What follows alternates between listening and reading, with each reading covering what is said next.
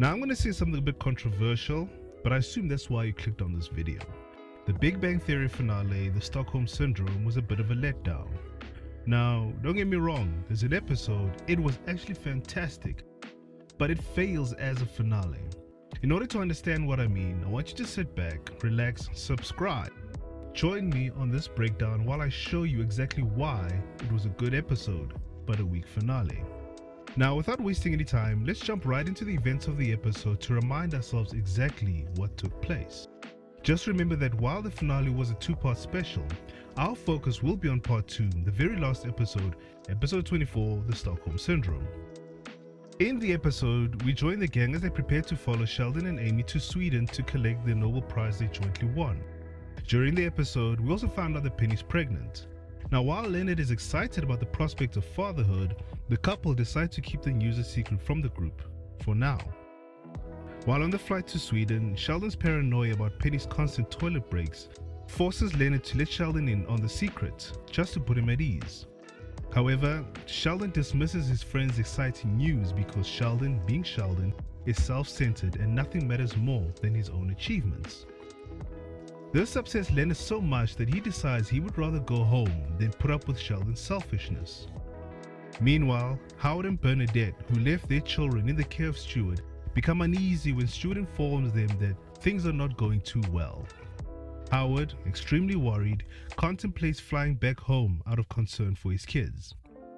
However, these problems eventually work themselves out and everyone chooses to stay with Sheldon and Amy and be there for their big moment.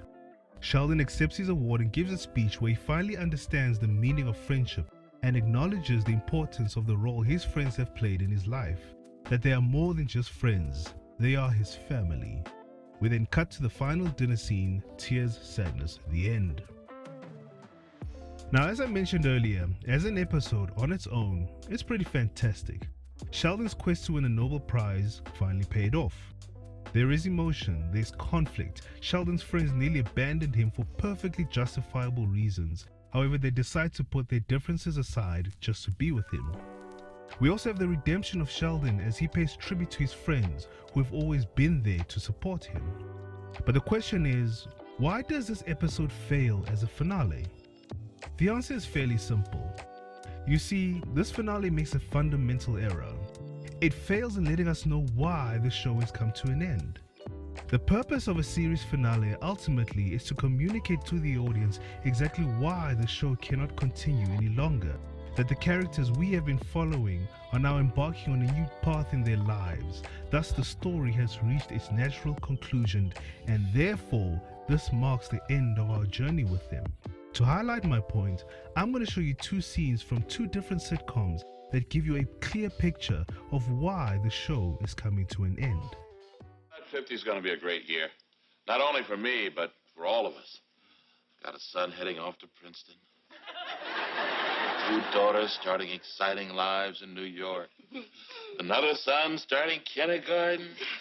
And a nephew that's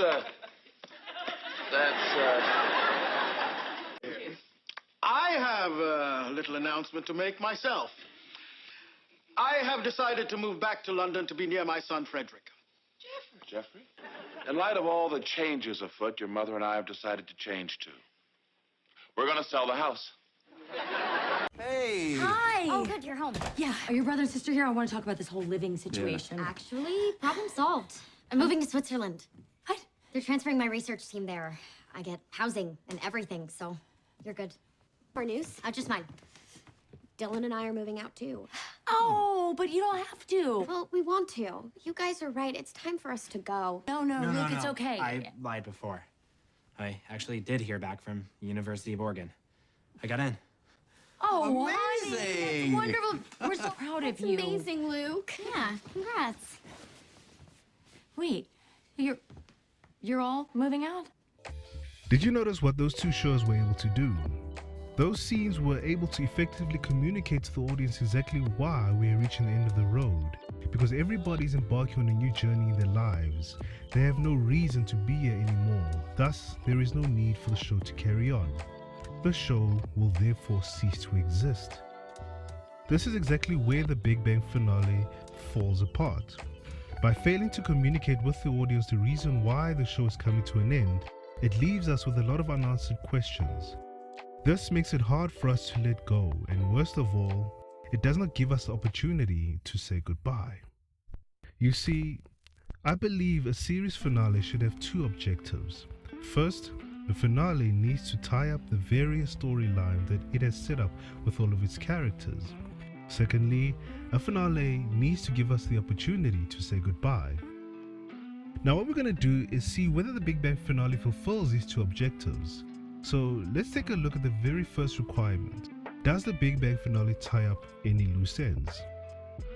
The Big Bang Theory ran for 12 seasons for a total of 279 episodes. With an episode runtime of 23 minutes, that gives us around 6,417 minutes or 107 hours or 4.5 days of non-stop watching. This is ample time to flesh out a complete story. We've gotten to know all of the characters in the sitcom, warmed up to them, fallen in love with their quirks. We identify ourselves with some of them because we see ourselves in them. Therefore, we have a vested interest in what happens to each and every single one of them after the finale. Now, one of the reasons why the finale is so unfulfilling is because whilst the group was together throughout the episode had very little to do with them. This finale essentially was about Sheldon and Sheldon only. Basically, if you took Sheldon's friends out of the episode, the story would have still played out exactly the same way it did. Sheldon would have gone to Sweden, collected his Nobel Prize, given his speech, gone back home, and ended the episode in the apartment with his friends. None of the actions of the characters drives the plot forward. They're just background characters along for the ride. It is a rather odd choice to focus the ending on one individual, despite the show being about an entire group of friends. Years of character building abandoned right at the very end. Also, another downside of not helping the audience clearly understand why the show's come to an end is that it gives the impression that while it is the last time you and I will be seeing them, theoretically, in their world, nothing is changing. Their lives will carry on as normal. Thus, technically, there is no need for the show to come to an end. Are you starting to see what a mess this is? So does the Big Bang finale tie up loose ends? The truth is, it doesn't do any of that. What is even more frustrating is that throughout season 12, the writers had set up plenty of opportunities for the perfect finale. Everyone had a storyline that could have been closed out in a satisfying manner, but the writers seem to have abandoned everything they've built up, and there doesn't seem to be a logical reason for why they did this. For example, let's take a look at Raj, our resident ladies' man and lover of all things romantic. In season 12, episode 22, we see Raj on a video call with his fiancée Anu, who was on a trip to London. Anu then reveals to Raj that she got a dream job offer in London. She makes a suggestion to Raj to join her there, and initially, Raj took up on her offer. The writers had set up the perfect ending for Raj, a lover of love, giving up everything for love. Had they gone through with this, Raj's ending would have shown us his incredible growth, his journey from a boy who always clung onto his friends, whose selective mutism rendered him silent around women, to a confident man who gives lectures in a planetarium full of people, women included. A brave man willing to leave everything behind and start over in a new world with a woman he loves. This would have given him the opportunity to live out the fantasies in all those rom-coms he adores so much. However, the writers abandoned this beautiful plotline by having Howard selfishly drag Raj back to his old life, which is not only unsatisfying but also makes no sense. If Raj didn't have feelings for Anu, or if he didn't want an arranged marriage, we'd understand why he changed his mind. In fact, we got the total opposite from Raj. In episode 12 of season 12, Anu wanted to call it quits when their relationship hit a rocky patch. However, Raj was not willing to give her up that easily. He made every effort to win her back. Even though their marriage was arranged and they were already fiancés, he wanted to start over. He wanted to give their relationship a solid foundation for their marriage. The writers were literally writing Raj his own rom-com.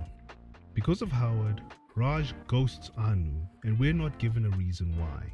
This decision portrays Raj as someone who hasn't grown. Instead, we see him as an impulsive friend pleaser who will now remain stuck, back at square one, eternally miserable, in the dating pool after 30, always on the search for love.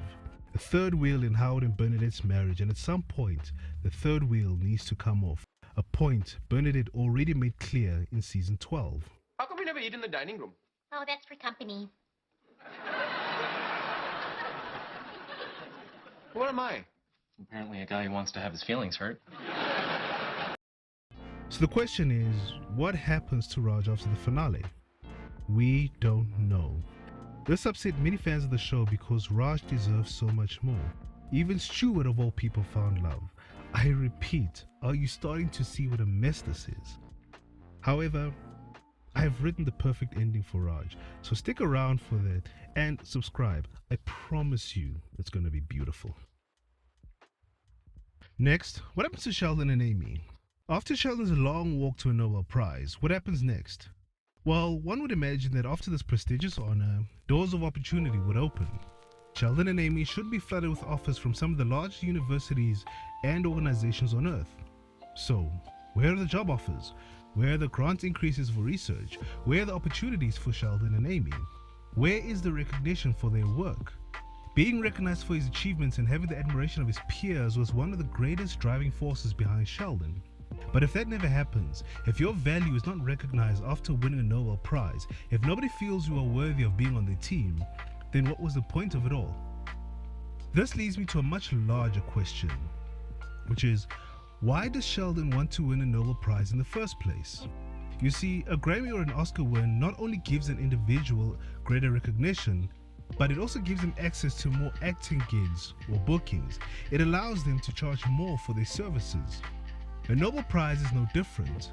The winners often take the opportunity to direct attention to their causes, whether they need more funding for scientific or life-changing medical research, or simply just bringing attention to social, political, or environmental issues. Thus, if Sheldon's motivation is personal glory and not for the betterment of mankind, that makes him look even more selfish and ultimately makes his win a bit meaningless. While he craves personal glory, other Nobel Prize laureates continue to use their platform to bring meaningful change to the world. In fact, one could even argue that Amy's work is of much greater value than Sheldon's.